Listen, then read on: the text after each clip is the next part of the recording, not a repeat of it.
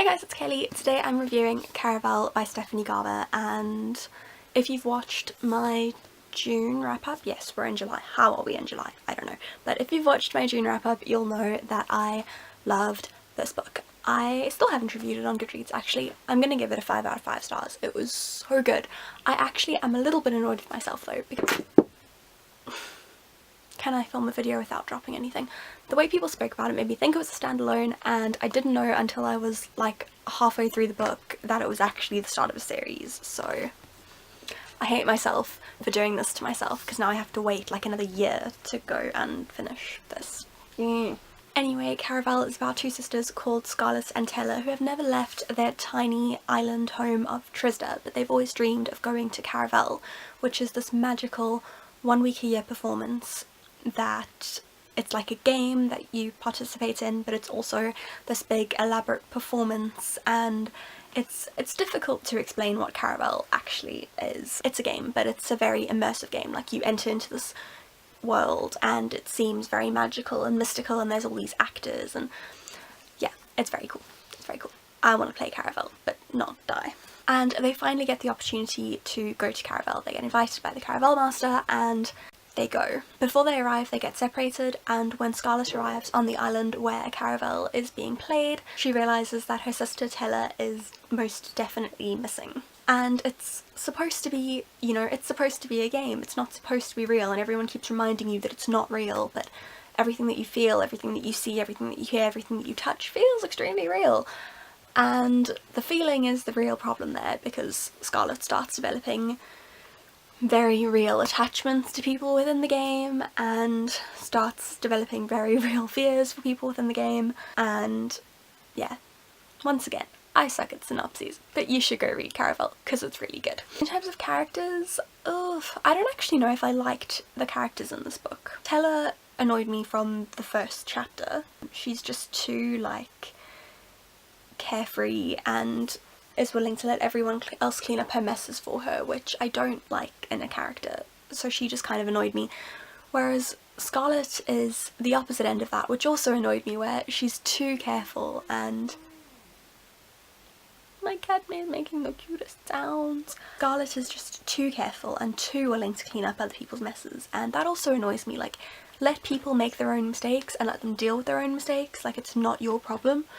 Which is probably a bit hypocritical because I'm that person that always tries to fix other people's mistakes, but maybe it's that thing where because I do it, it annoys me in other people. And I really liked Julian. So Julian is the sailor that Scarlett and Tella meet that takes them to this isle where Caraval is being played.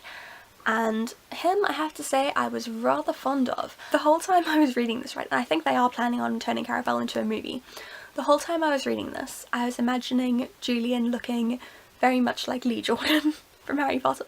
Don't you guys think that the guy that played Lee could play Julian really well? I think he'd be brilliant. I love magical realism. I love kind of creepy carnival-esque stories. It does kind of have a historical element to it when you think about the way that they describe the gowns that they wear, and they talk about wearing slippers. There's definitely that historical element to it, which I also love, and which I think works so brilliantly with magical realism, because I think when we look at the past, we always see it tainted with that touch of magic and that touch of like wonder, and seeing it as probably a lot better than it was. So I think that stories that take place in the past always work really well with magical realism. I say magical realism, but the thing that I really like about this book is that it kind of keeps you guessing the whole time if it's really magic or not, because they keep telling you that it's just a game, that everything's an illusion, everything's just a very, very elaborate trick. That idea to me is amazing because it is so magical, but it could all be completely real,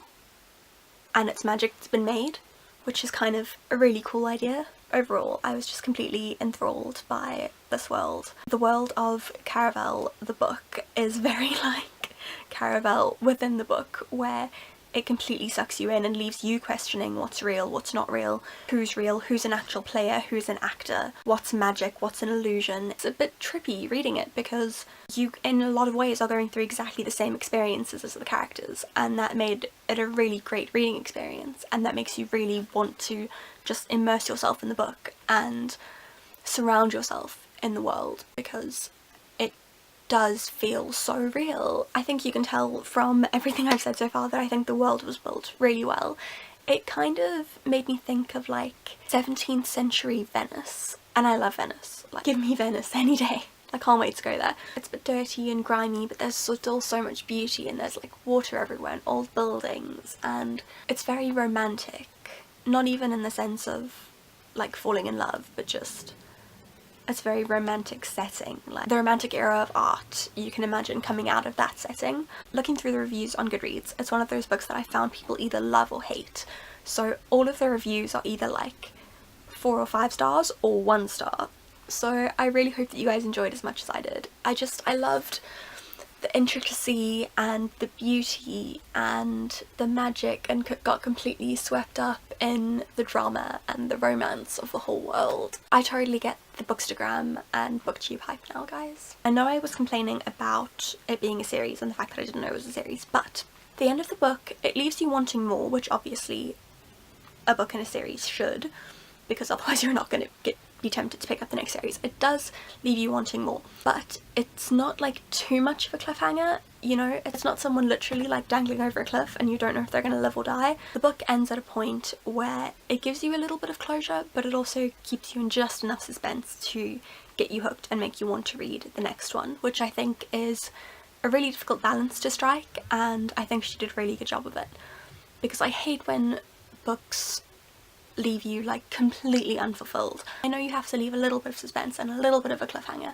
but don't give me an ending that's completely unresolved just because you're writing another book. Like, give me a little bit of resolution, give me a little bit of closure. I have invested a lot of my time and energy and feelings into your book, you know? I deserve some closure, that's all I'm saying. So yeah, if you haven't already, pick up Caraval, give it a read. So good. You will not regret it unless you're one of those people who wants to give it 1 star on Goodreads. I am giving it 5 stars out of 5. It also looks really good on Bookstagram, which is always a plus, you know?